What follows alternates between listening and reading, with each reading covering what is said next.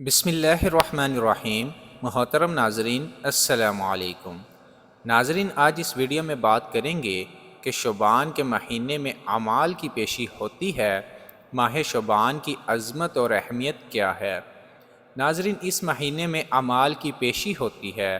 چنانچہ حضرت اسامہ بن زید سے روایت ہے کہ نبی کریم صلی اللہ علیہ وسلم نے ارشاد فرمایا، رجب اور رمضان کے درمیان جو شعبان کا مہینہ ہے، عام طور پر لوگ اس سے غفلت کا شکار ہیں، حالانکہ اس مہینے میں بندوں کے اعمال اللہ تعالیٰ کے حضور پیش کیے جاتے ہیں۔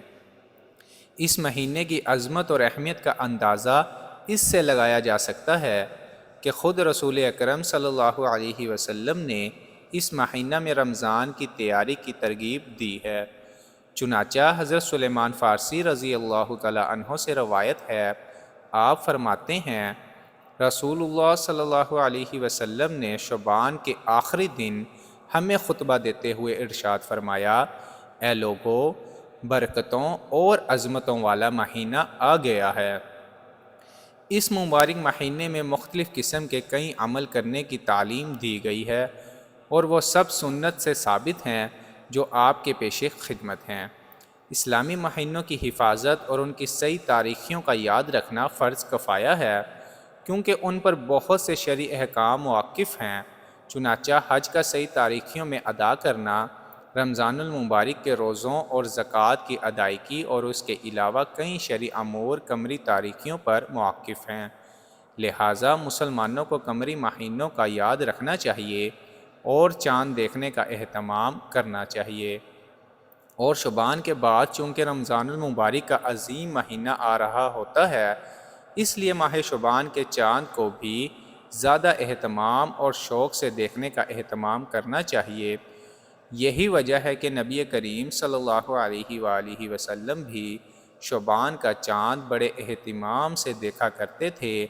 چنانچہ امیر المومنین حضرت عائشہ صدیقہ رضی اللہ تعالی عنہا فرماتی ہیں، رسول اللہ صلی اللہ علیہ وسلم ماہ شعبان کے چاند کی جتنی حفاظت کرتے تھے، اتنی کسی اور مہینے کی نہ کرتے تھے۔ حضرت انس رضی اللہ تعالی عنہ سے روایت ہے کہ جب رجب کا مہینہ داخل ہوتا تو نبی کریم صلی اللہ علیہ وآلہ وسلم یہ دعا مانگا کرتے تھے، اے اللہ، رجب اور شعبان کے مہینے میں ہمیں برکت عطا فرما اور ہمیں بخیر و عافیت رمضان المبارک تک پہنچا دیجیے۔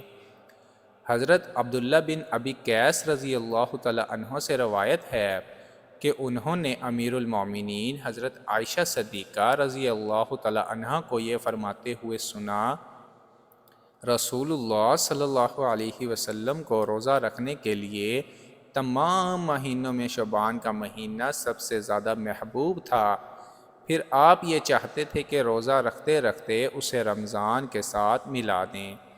ناظرین، دین کی بات پھیلانا صدقہ جاریہ ہے۔ ثواب کی نیت سے ویڈیو کو شیئر ضرور کیجیے۔ جزاک اللہ۔